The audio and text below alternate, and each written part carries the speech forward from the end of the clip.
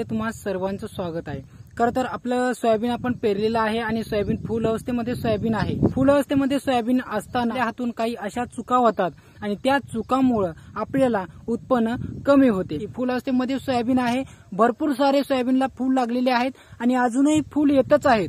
तर अशा परिस्थितीमध्ये सोयाबीनमध्ये आपण कोणत्याही प्रकारचं त्यामध्ये फवारणी करायची नाही। असे जर आपण फिरलो किंवा फवारणी केलो तर काय होईल की जे काही होणारं उत्पन्न आहे ते होणारं उत्पन्न आपल्याला कमी होईल। त्यामुळे सोयाबीनमध्ये फुल अवस्था असताना भरपूर सारे फूल लागलेले असताना त्यामध्ये कोणत्याही प्रकारचं तुम्हाला फवारणी करायची नाही, म्हणजे तुम्हाला कोणत्याही प्रकारचा स्प्रे त्यामध्ये करायचा नाहीये। त्यानंतर माझे शेतकरी बांधवांनो, आता काही शेतकरी बांधव काय करतात की म्हणजे सोयाबीनची वाढ झाली नाही बाबा, सोयाबीनमध्ये वाढ करायला हवी म्हणून काय करतात की 19-19 विद्राव्य खत सोयाबीनमध्ये फवारतात, विद्राव्य खत सोयाबीनमध्ये फवारतात। किंवा फुल अवस्थेमध्ये जर झाडाची वाढ झालेली नसेल तर काही शेतकरी बांधव काय करतात, आपल्याला अजून सोयाबीनची वाढ करायची आहे, आपण सोयाबीनची जर वाढ केली तर अजून सोयाबीनला फुलं लागतील, अजून जास्त शेंगा सोयाबीनला लागतील। या कारणास्तव आपला शेतकरी बांधव त्या सोयाबीनच्या झाडामध्ये म्हणजे फुल अवस्था भरपूर असताना त्यामध्ये युरिया टाकतोय, म्हणजे कोणत्याही युरिया टाकतोय आणि आपल्या झाडाचा म्हणजे जे काही सोयाबीनचे झाड आहे त्या सोयाबीनच्या झाडाची वाढ करण्याचा प्रयत्न करतोय। त्यामुळे माझ्या शेतकरी बांधवांनो, असं करू नका।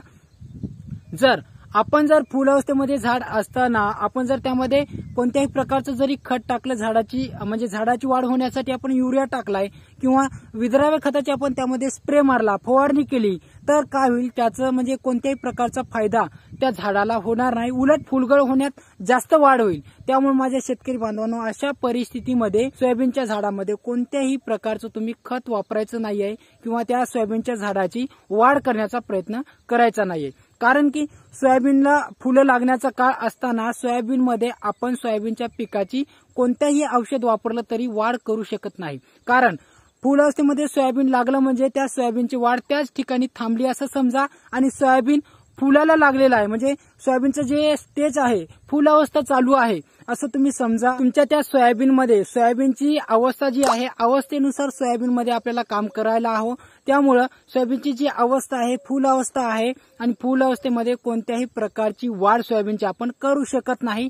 त्यामुळे उलट आपलं नुकसान होईल, उलट आपला म्हणजे जो काय आपण खताचा खर्च लावलेला आहे तो खताचा खर्च उलट आपला वाया जाईल आणि आपल्या सोयाबीनच्या झाडामध्ये कोणत्याही प्रकारची वाढ होणार नाहीये। त्यामुळे सोयाबीन फुल अवस्थेमध्ये असताना त्या सोयाबीनमध्ये कोणत्याही प्रकारचं खत किंवा कोणत्याही प्रकारचं औषध त्यामध्ये तुम्हाला फवारायचं नाहीये। आणि दुसरी गोष्ट, सोयाबीन फुल अवस्थेमध्ये असताना काही शेतकरी बांधव काय करतात, त्यामध्ये सोयाबीन फुल अवस्थेमध्ये आहे आणि भरपूर त्यामध्ये जर तण असेल तर काही शेतकरी बांधव काय करतात की आपलं तणनाशक त्या सोयाबीनमध्ये टाकायला सुरुवात करतात। तर अशा परिस्थितीमध्ये माझ्या शेतकरी बांधवांना उलट तुमच्या सोयाबीनला जे फूल लागलेले आहेत ते फूल त्या ठिकाणी सुकेल, वाळून जाईल आणि ते झाड म्हणजे त्याचा तणनाशकचा परिणाम त्या झाडावर सुद्धा होईल आणि झाडामध्ये जे काही वाढ झालेली आहे त्याच ठिकाणी थांबेल आणि जे काही झाड आहे ते वाळून जाईल किंवा त्याचा दुष्परिणाम तणनाशक वापरल्यामुळे त्या झाडावर परिणाम होईल आणि त्यामुळे सोयाबीनला कोणत्याही प्रकारचं म्हणजे चांगल्या प्रकारचं सोयाबीनला उत्पन्न होणार नाही